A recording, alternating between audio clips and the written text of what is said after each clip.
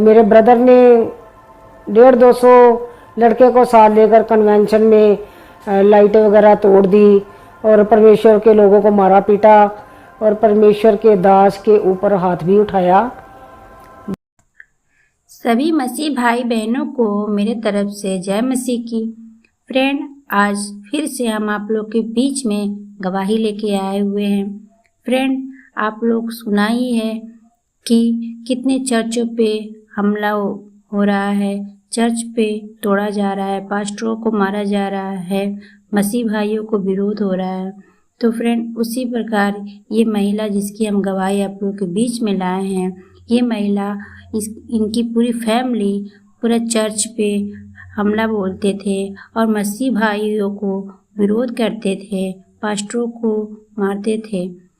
तो फ्रेंड, आप लोग ये गवाही सुनिएगा कि इस बहन को परमेश्वर ने कैसे चुन लिया और ताकि ये बहन प्रभु यीशु मसीह को अच्छे से समझने लगी और पास्टर बन गई। तो हम लोग ये बहन की गवाही को सुनेंगे। तो हम लोग देर नहीं करते हैं फ्रेंड, हम लोग गवाही की तरफ चलते हैं, सुनते हैं। मैं पास्टर शोभा वर्मा जलंधर से हूँ। घासमंडी चुंगी बस्ती शेख में हमारा चर्च है, काला सिंगा रोड पर। और मैं 1998 से यहाँ पर सेवकाई कर रही हूँ जलंधर। मसीह में आने से पहले मेरे जीवन में शांति नहीं थी और मैं जगह जगह देवी देवताओं को मानने वाली लेडी थी और परमेश्वर की विरोधी थी। हमारा पूरा परिवार जो है वो मसीह विरोधी था और मेरे जो पापा आरएसएस में लीडर थे और मेरा ब्रदर भी, और कट्टर हिंदू फैमिली से बिलोंग करती हूँ। मैंने परमेश्वर के बारे में ऐसे जाना कि हम कट्टर हिंदू फैमिली से बिलोंग करते थे और हमारे एरिया में 3 दिन की कन्वेंशन चल रही थी। और मैंने अभी आपको बताया कि हम मसीह विरोधी थे, है ना। तो मेरे ब्रदर ने 150-200 लड़के को साथ लेकर कन्वेंशन में लाइटें वगैरह तोड़ दी और परमेश्वर के लोगों को मारा पीटा और परमेश्वर के दास के ऊपर हाथ भी उठाया। बस इनसे ही परमेश्वर की कृपा की आंख हमारे परिवार पर हुई। और उसके बाद मैं तो जानती नहीं थी परमेश्वर को, और परमेश्वर तो मेरे को जानता था, क्योंकि वचन में लिखा है कि मैंने माँ के गर्भ से ही चुना है। तो परमेश्वर मेरे को जानता था। और उसके बाद मैं बहुत भारी बीमारी में पड़ गई और मेरे को अस्थमा के अटैक आने लगे अचानक, और दोनों गुर्दों में मेरे स्टोन हो गया और स्टोन के बाद यूट्रस में रसोली हो गई। और उसके बाद मेरे को थोड़े समय बाद, थोड़े दिन के बाद, जैसे पागलपन का अटैक होता ना, वैसे अटैक आना स्टार्ट हो गया। और हम जगह जगह डॉक्टरों के पास जाना हमने स्टार्ट कर दिया, पर कहीं से भी जो मेडिसिन है वो असर नहीं कर रही थी मेरे जीवन में। और डॉक्टरों ने मेरे को पंप लगाया था, पर पंप भी लेती थी पर मेरे को सांस की प्रॉब्लम बढ़ती जा रही थी और मेरे को कहीं से भी पंप से, मेडिसिन से कोई भी फ़र्क नहीं पड़ रहा था। और हम जगह जगह, पंजाब का कोई डॉक्टर नहीं छोड़ा हमने जहाँ नहीं गए इलाज के लिए। और जगह जगह मंदिर, गुरुद्वारा, मस्जिद, कहीं भी कोई बाबा कोई कुछ भी बताता वहाँ पर हम चले जाते, पर कहीं से भी मेरे को किसी तरह का भी कोई आराम नहीं आया। और डे बाय डे मेरी जो प्रॉब्लम है बढ़ती गई और मैंने अपनी बीमारी से दुखी होकर सुसाइड करने की कोशिश की है 2 बार। और उसके बाद मैं बिल्कुल बेड पर चली गई, क्योंकि जीवन और मौत परमेश्वर के हाथ में है। हम अगर चाहे मौत भी अपनी इच्छा से नहीं आ सकती जब तक परमेश्वर ना चाहे। तो उसके बाद मैं बेड पर बिल्कुल चली गई और मैं चल फिर भी नहीं सकती थी। और मेरी दिमागी प्रॉब्लम इतनी बढ़ती गई कि मैंने अपने बच्चों को भी पहचानना बंद कर दिया था। मैं अपने किसी रिलेटिव को पहचानती नहीं थी। और उसके बाद मेरे हस्बैंड ने भी ये बीमारी देखकर मुझे छोड़ दिया। 1.5 साल उन्होंने मेरे को छोड़े रखा है। 1.5 साल मैं अपने फादर के घर में रही हूँ और मेरे फादर ने मुझ पर बहुत पैसा लगाया जगह जगह डॉक्टर के पास, और डॉक्टरों ने मेरे को रिजेक्ट कर दिया था। वो बोलते थे कि नहीं, ये अब बचेगी नहीं, क्योंकि मेरी जो कंडीशन है बहुत ख़राब हो चुकी थी। और उसके बाद मेरे पास परमेश्वर के लोग आते थे और परमेश्वर के बारे में बताते थे, पर मैं सोचती थी कि नहीं, क्योंकि मैं परमेश्वर के लोगों से नफरत करती थी और परमेश्वर के नाम से मैं चिढ़ जाती थी। अगर परमेश्वर का कोई नाम लेकर मेरे को बोलता था कि चलो चर्च में चलते हैं, आप ठीक हो जाओगे, तो मैं बोलती थी कि नहीं, मर तो सबने जाना है, कोई आगे है कोई पीछे है, पर मैं चर्च में नहीं जाऊंगी, चाहे जो मर्जी हो जाए।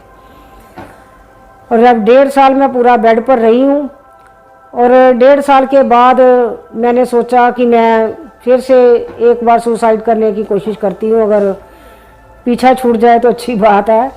तो मैंने सल्फाज की गोलियां लाकर सुसाइड करने की कोशिश की, पर सुसाइड करने से पहले मेरे को ऐसा लग रहा था कि पूरी धरती पे परमेश्वर नाम की कोई भी चीज़ नहीं है। लोग ऐसे ही बोलते हैं परमेश्वर है, पर परमेश्वर नाम की कोई भी चीज़ नहीं है। मैं अंदर से टूट चुकी थी और काफ़ी रो रही थी। और इसी दरमियान 2 परमेश्वर के जन हमारे घर में आए और अंदर आकर उन्होंने मेरी ऐसी कंडीशन देख के उन्होंने पूछा कि आप सिस्टर क्यों रो रहे हो। तो मैंने उनको बताया कि मेरे लिए कोई भी रास्ता नहीं है जिससे मैं जी सकूं, ना तो मेरे को कोई मेडिसिन असर कर रही है, ना ही मेरे लिए कोई ऐसी जगह जहाँ से मैं जीवन पाऊँ। और मेरे अंदर से शांति गुम हो चुकी थी, शांति नाम की कोई चीज़ नहीं थी। और मैं 24 घंटे इतनी बेचैन रहती थी कि मेरी बेचैनी का कोई भी हल नहीं था। और उन्होंने सारा कुछ सुना और उन्होंने सोचा कि हम तो बार बार इनको बताते हैं कि आप परमेश्वर के घर में चलो, तो उन्होंने सोचा कि आज इसको हम झूठ बोलकर फंसाएंगे। ठीक है, तो उन्होंने मेरे को बोला कि हम आपको ये नहीं बोलते कि आप परमेश्वर के पास चलो या चर्च में चलो, हमारे पास बंगाल से एक बाबा जी आए हैं, बहुत अच्छे हैं, अगर आप चाहो तो आप जैसे बहुत सारे मरीज चंगे हुए हैं उनसे। तो मैंने खुश हो गई, मैंने सोचा चलो ठीक है, हो सकता है जीवन मिल जाए। तो उन्होंने अगले दिन ही एक परमेश्वर के दास को हमारे घर में लेके आए। मेरे को पता नहीं था ये परमेश्वर के दास है। उन्होंने बोला मेरे को कि ये बंगाल से आए हैं और आप जीवन पाओगे और बिल्कुल ठीक हो जाओगे, इनकी प्रेयर करेंगे आप पर। तो मैंने सोचा चलो ठीक है। तो मेरे को बहुत ज़्यादा जैसे बाहर की कसर भी थी। उन्होंने मेरे पर जब प्रेयर की है तो मेरे को खेल आनी बंद हो गई। पर इसके साथ साथ मेरे जो हस्बैंड हैं उनको वो लंबे समय से वो जो चौंकी बोलते हैं ना वो आती थी। और फगवाड़े के रास्ते में जेड़ू का पुल है, वहाँ पर नीचे जो जगह बनी हुई है वहाँ पर जाकर वो हर वीरवार को चौंकी देते थे। और ऐसे ही जैसे वहाँ से आपको पता है कि बसें गुजरती हैं, वो हाथ देते थे, बस की बस खाली होकर नीचे आ जाती थी और लोग उनको बाबा जी के नाम से जानते थे। पर मैं बिल्कुल विश्वास नहीं करती थी, क्योंकि मेरा विश्वास बिल्कुल उठ गया था, क्योंकि मैं सोचती थी कि परमेश्वर नाम की कोई चीज़ नहीं है, ये एक ढोंग है बस और कुछ नहीं है। और उन्होंने जब परमेश्वर के दास ने मेरे हस्बैंड पर प्रेयर की तो वो एकदम से ठीक हो गए। तो मेरे अंदर एक आस की किरण जागी कि कुछ ना कुछ तो है इसके अंदर, है ना, इसके बाबा में कुछ तो है कि जिसके नाम से ही ये मेरे हस्बैंड ठीक हो गए, हो सकता है मैं भी ठीक हो जाऊं। तो परमेश्वर के दास ने एक क्वेश्चन किया मेरे को कि सिस्टर अगर आप ठीक हो जाओ तो फिर क्या करोगे। तो मैंने बोला कि अगर मैं ठीक हो जाऊं, मैं ये नहीं पूछती आपका कौन सा बाबा है, किसका नाम लेकर ये कर रहे हो। अगर कोई जो भी मेरे को अच्छा करेगा, जो भी मेरे को जीवन दिलाएगा, मैं सारा जीवन उसकी उपासना करूंगी, उसी की सेवा करूंगी और वही मेरा परमेश्वर होगा। और उसके बाद उन्होंने मेरे पर प्रेयर की और हमने चर्च जाना स्टार्ट कर दिया।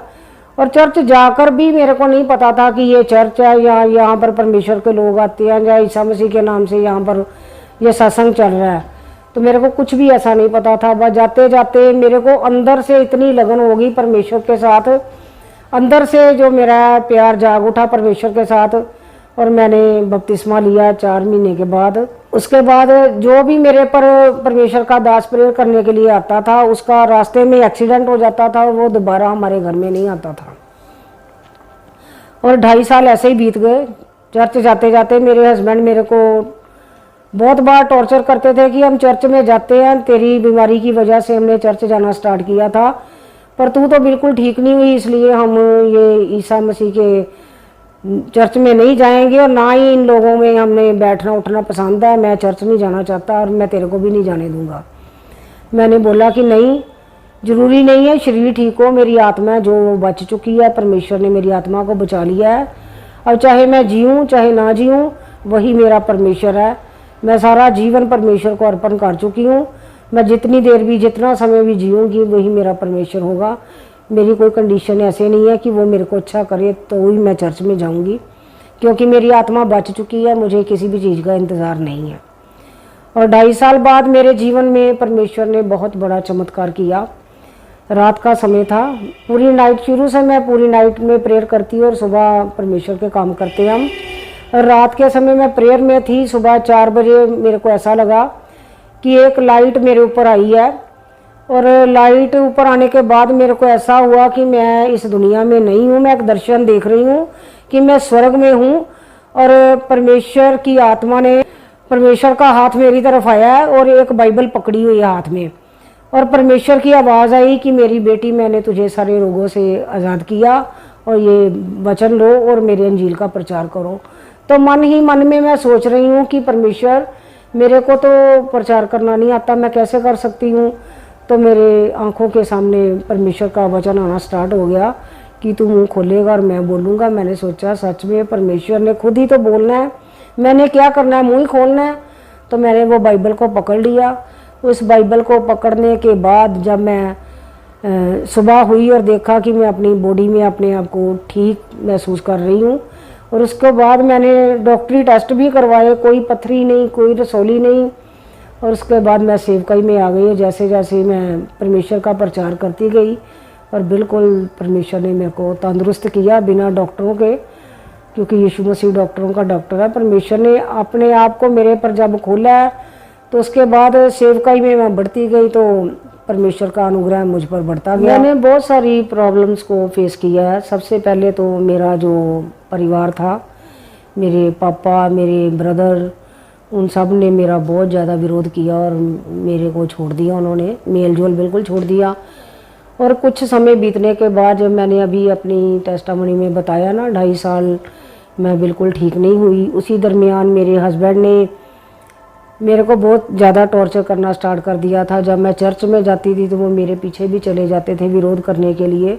वो बोलते थे कि अगर तू ठीक ही नहीं तो हम क्यों चर्च में जाएं या क्यों सेवा करेंगे परमेश्वर की, जब हम इस लाइन में नहीं जाना चाहते, मैं तेरे को नहीं जाने दूंगा। हम तो ठीक होने के लिए आए थे, तू ठीक नहीं है तो हम क्या करेंगे इस लाइन में रहकर। तो मेरे हस्बैंड ने भी घर में काफ़ी झगड़ा वगैरह शुरू कर दिया था। डिवोर्स तक हमारी बात पहुंच चुकी थी। पर मैं एक ही बात बोलती थी कि परमेश्वर ही मेरा सब कुछ है, मेरा पति भी वही है, सब कुछ वही है। अब मैं परमेश्वर की तरफ देखकर पीछे को नहीं देखूंगी, चाहे जो मर्जी हो जाए।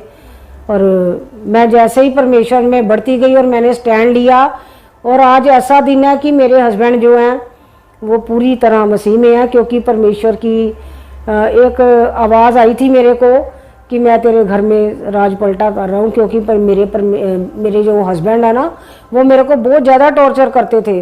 जब घर में वो सामान तोड़ा ताड़ी कर देते, सारा सामान तोड़ देते थे कि मैंने चर्च नहीं जाने देना तेरे को, और मैंने सेवा नहीं करने देनी आपको। तो बहुत कुछ फेस किया मैंने। पर उसके बाद में जो मेरे हस्बैंड को परमेश्वर ने चेंज कर दिया, जब परमेश्वर की आवाज़ आई कि मैं तेरे घर में राज पलटा करने जा रहा हूँ, तो मेरे परमेश्वर ने अच्छा कारोबार बख्शा मेरे हस्बैंड को, जो कि उनके पास नहीं था। अच्छा कारोबार बख्शा। उसके बाद वो खुद ही उनके दिल को पकड़ा परमेश्वर ने, और वो अब हर संडे को चर्च में आते हैं और सेवकाई में काफ़ी उन्होंने मेरा साथ दिया। उसके बाद मेरी लाइफ में मुश्किलें तो बहुत आई, पर मेरे को अंदर से परमेश्वर से प्यार ही इतना था कि मैंने कभी भी नहीं सोचा कि मैं परमेश्वर को छोड़ दूं। बस हर समय और हर मुश्किल में मेरे को ऐसा ही लगता था परमेश्वर मेरे साथ है। ऐसा नहीं है, माँ बाप देखो कुछ ना भी कर पाए किसी समय, अगर इंसान की तरह देखते हैं ना कि अगर एक इंसान है उसका माँ बाप कुछ भी ना दे सके तो वो अपना माँ बाप नहीं बदलता है ना, ऐसे ही मेरा परमेश्वर है। मैं मुश्किलों में भी ऐसे ही सोचती थी कि परमेश्वर मेरे साथ है, वो कुछ करे या ना करे, वो मेरा परमेश्वर है बस। हमें तो जीवन में जो शांति नहीं थी, परमेश्वर ने शांति दी है। और जो परमेश्वर ने मेरे को जीवन दिया है 100 डॉक्टर भी इकट्ठे होकर वो नहीं दे पाते किसी को। पर ये तो जो उसको जान लेता है वही समझ सकता है कि वो पैसे से कोई बिक नहीं सकता ऐसे। वो परमेश्वर का अनुग्रह है, परमेश्वर का प्यार है ना। क्योंकि वचन में लिखा है कि मेरे पिता की इच्छा के बिना कोई भी मेरे पास नहीं आ सकता। जब परमेश्वर ने ही अपना आप दे दिया है तो हमें पैसे की क्या जरूरत है ना। सब कुछ तो परमेश्वर के साथ ही आ गया। परमेश्वर ने हमें ब्लेस किया है, पैसे से ब्लेस किया है, हर तरह की ब्लेसिंग से ब्लेस किया है मेरे को। इसलिए मेरे को कुछ नहीं चाहिए, मेरे को अपने जीवन से और बस परमेश्वर की महिमा चाहिए, वो मिल रही है बस। जय मसीह। तो फ्रेंड, आप लोगों ने देखा सुना ये बहन की गवाही कि मसीह लोगों को कितना विरोध करती थी। चर्च, इनके भाई, इनकी फैमिली चर्च को तोड़ते थे और परमेश्वर ने इन्हें खुद ही चुन लिया और ये महिला की जितनी सारी दिक्कतें थी परमेश्वर ने दूर किया, उनको शांति दिया और आज प्रभु यीशु मसीह में बहन और इनकी पूरी फैमिली आगे हैं। सचमुच हमारा परमेश्वर बहुत महान परमेश्वर है। वो कभी भी वो चुन लेता है लोगों को।